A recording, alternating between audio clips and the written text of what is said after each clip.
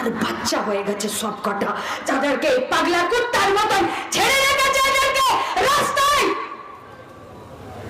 টিভির পর্দায় এই খেপা কুকুরগুলোর ভাষণ শুনবো আমরা। সারদাতে চুরি করেছে নির্লজ্জ বেহায়া একটা রাজনৈতিক দল মুখপাত্র করে ওই শুয়োরের বাচ্চাকে বসিয়ে রেখেছে, আর তার ভাষণ শুনবো, তার ভাষণ।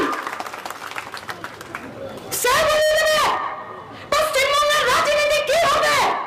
সে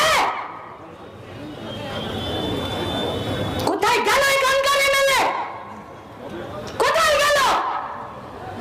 আরে তুমি এমএলএ হও, তুমি রাজনীতি করো, তার আগে তুমি একটা মেয়ে, কেন তোমার বুকে সৎ সাহস হচ্ছে না তামান্নার মায়ের মুখের সামনে দাঁড়াতে?